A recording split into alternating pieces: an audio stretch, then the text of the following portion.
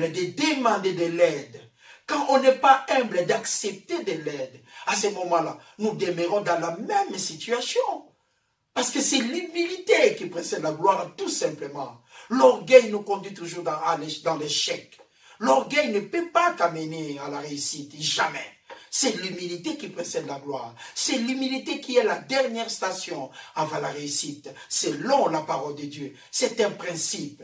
Et un principe nous amène toujours à une puissance. Et une puissance nous met toujours en mouvement. Et quand nous sommes en mouvement, nous les enfants de Dieu, nous sommes tout simplement inarrêtables. Parce que Dieu est amour et sa parole est merveilleuse. Cette parole est tout simplement magnifique. Elle est incomparable.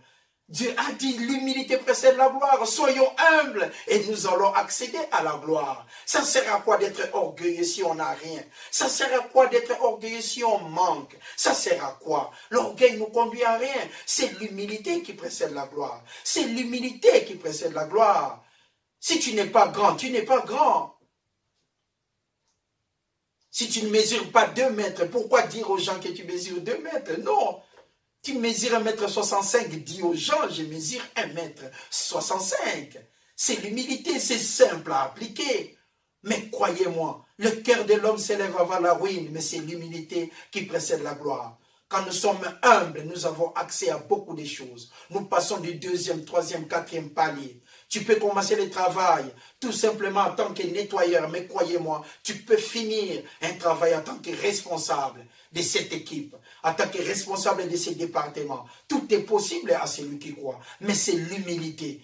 Tu commences par 1, tu peux finir en 1000. Tu commences par 1, tu peux finir 10 000. C'est ça la volonté de Dieu. Mais ça ne provient que de l'humilité. Nous voyons Naaman. Il était venu chercher la guérison, mais il n'y avait pas d'humilité en lui. Il n'y avait que l'orgueil. Il se prenait toujours comme étant Naaman. Même lépreux, mais il était toujours Naaman. Même malade, il était maladif, mais il était toujours Naaman. Il n'avait pas d'humilité. Et il pensait que Dieu allait réaliser son point de vue. Mais non, c'est l'humilité qui précède la gloire. Verset 13.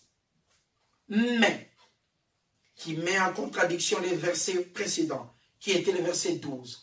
Là où il a dit les fleuves de Damas étaient mieux que les fleuves d'Israël. Mais croyez-moi, il habitait là-bas. Il habitait là-bas. Il n'avait jamais été guéri. Verset 13.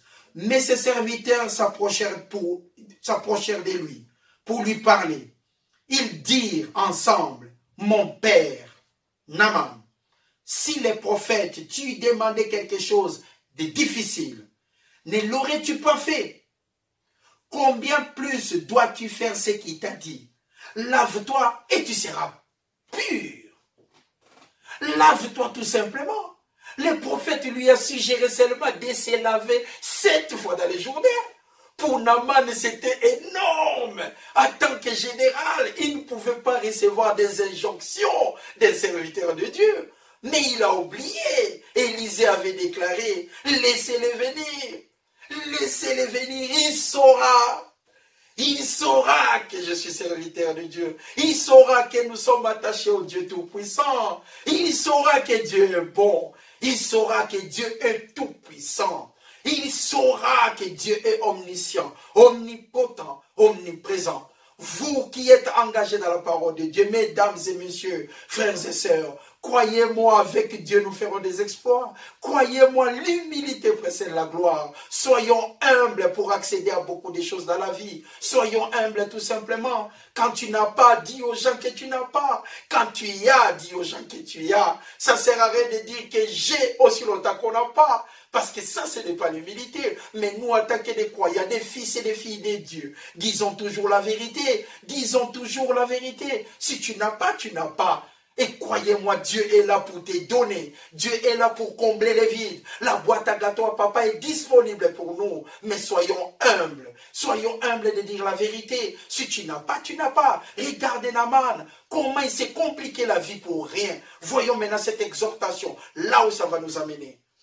Mon père, si le prophète tu demandais quelque chose de difficile, ne l'aurais-tu pas fait? Combien plus tu dois faire ce qu'il t'a dit? Lave-toi et tu seras pur. Ça c'est maintenant ces serviteurs qui ont donné conseil au général. Ils ont apporté un conseil au général. Ils ont dit au général, mon père, si les prophètes tu demandais quelque chose de difficile, ne l'aurais-tu pas fait? Combien plus dois-tu faire ce qu'il t'a dit? Lave-toi et tu seras pur. C'était simple. Tellement simple qu'il devait tout simplement se laver 7 fois dans le Jourdain. Un homme vaillant, il était fort.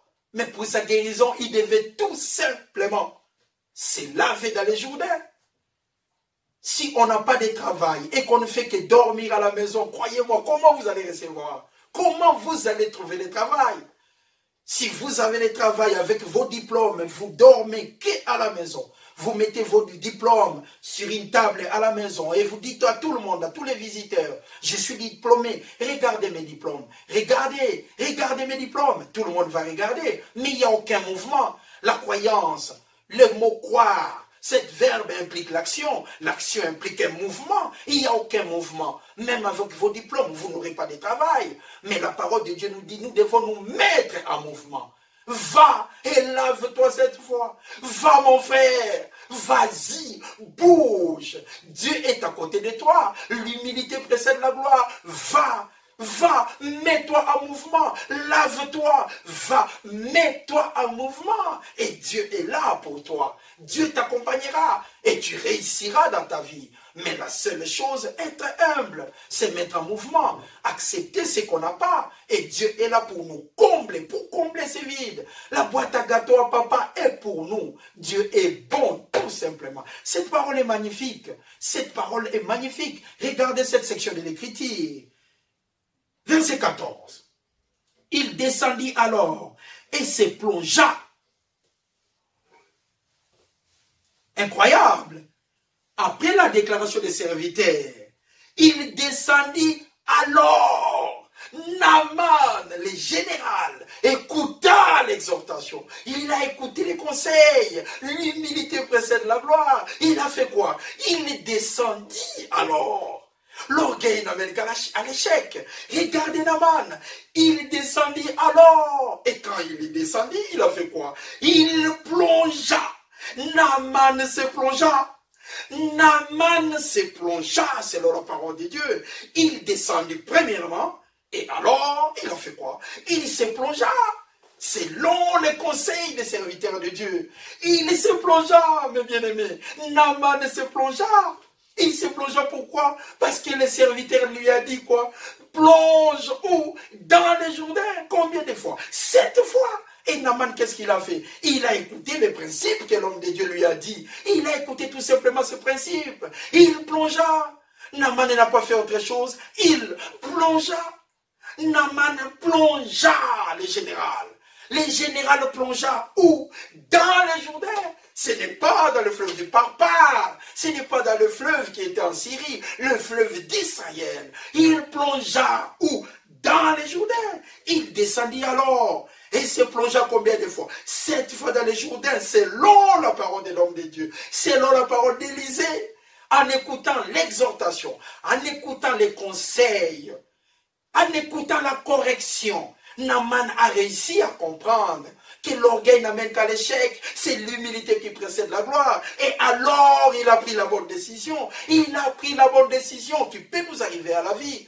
Des fois, nous pouvons être orgueilleux. Mais un moment, quand nous écoutons des conseils, on s'humilie et puis on avance. Regardez Naaman. Regardez ça. C'est extraordinaire. Il descendit alors. Il descendit avec joie et simplicité de cœur. Il descendit sans tristesse ni contrainte. Il descendit tout simplement avec un cœur dévoué. Quand il descendit, il a fait quoi? La croyance implique l'action. Il a fait quoi? Il se plongea. Il s'est mis en mouvement. Va et lave-toi. Naaman se plongea où? Dans les Jourdains. Il se plongea 7 fois. Selon la parole de l'homme de Dieu. Et la parole de Dieu s'est accomplie. Sa chair redevint comme la chair d'un jeune enfant. Et il fut pur. Il fut pur, Naaman. Après avoir obéi à la parole de Dieu. L'humilité précède la gloire.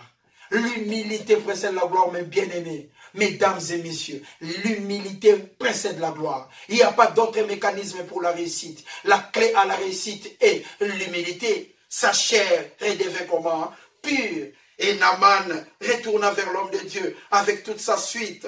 Lorsqu'il fit arriver, il se présenta devant lui et dit, voici, je reconnais qu'il n'y a point de Dieu sur toute la terre, si ce n'est en Israël. Maintenant, accepte, je t'en prie, un présent de la part de ton serviteur. Ça, c'est le général qui dit maintenant à l'homme de Dieu l'inverse, que c'est lui qui est le serviteur d'Élisée. C'est agréable la parole de Dieu. Regardez, c'est super. Regardez sa déclaration. Un présent de la part de ton serviteur. Naaman reconnaît la puissance de Dieu. Naaman reconnaît Élisée en tant que serviteur de l'Éternel. Comme Élisée lui-même avait déclaré, laisse-le venir. Il verra, il saura. Il saura la puissance de Dieu. Il saura qu'il y a les serviteurs de Dieu ici en Israël. Il saura. C'est comme nous aujourd'hui dans cette administration de la grâce. Nous sommes là. Les gens doivent savoir que nous sommes des croyants et que nous nous plaçons dans la bonne adresse. Nous sommes des bons côtés de l'histoire. Là où il n'y a pas d'échec. Là où il n'y a que la persévérance, la réussite. Là où il n'y a que la réussite. Pourquoi? Parce que Dieu est avec nous et nous connaissons l'adresse de Dieu. Dans cette administration de la grâce, nous qui avons cru que Jésus-Christ est Seigneur, nous qui avons cru qu'il est le Fils de Dieu, nous qui l'avons confessé, nous sommes nés de nouveau de l'Esprit de Dieu avec toute humilité. Croyez-moi, mesdames et messieurs, chers amis, nous sommes des bons côtés de l'histoire et la réussite est toujours à notre portée. Mais nous devons juste être humbles. Nous devons tout simplement être humbles. Regardez Naaman. Regardez ce que Naaman a vécu. C'est en comprenant la parole de Dieu que Naaman a pu réussir. Nous devons comprendre que Dieu est bon. Et il est comment? Miséricordieux. Tout ce qu'il a dit, il accomplit. Il accomplit et puis il accomplira toujours. Nous avons vu cette humilité de Naaman. Nous avons aussi vu l'humilité de Jésus-Christ en se donnant lui-même avec toute humilité en Éphésiens. Jésus-Christ s'est donné lui-même. Il s'est humilié lui-même. Il s'est humilié lui-même. En ne regardant même pas sa classe, qui il était. Jésus-Christ est le sujet de la parole. Il est le Seigneur des Seigneurs. Nous croyons en Jésus-Christ.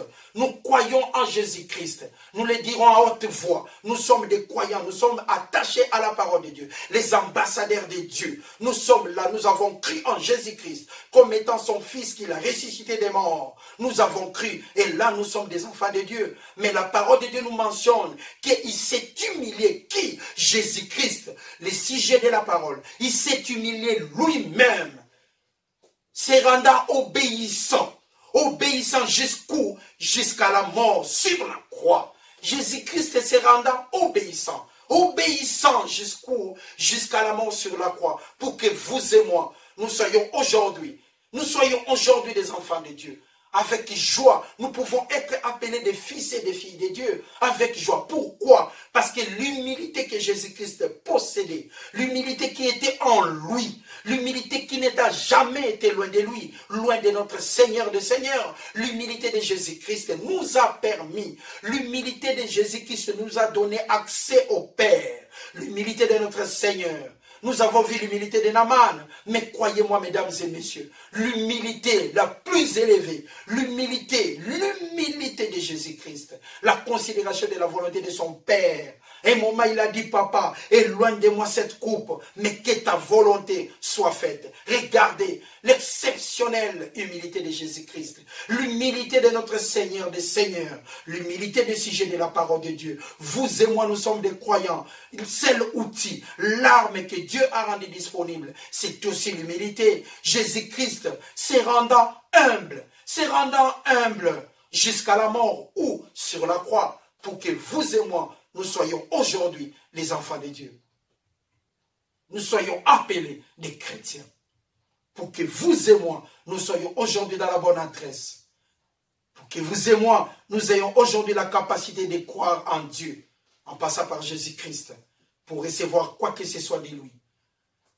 Pour que vous et moi, nous soyons aujourd'hui fiers en marchant, parce que nous sommes des enfants de Dieu. Pour que vous et moi, nous pouvons nous lever, être assurés que Dieu est bon. L'humilité exceptionnelle de Jésus-Christ, notre Seigneur. Que Dieu vous bénisse abondamment. C'était là l'humilité précède la gloire.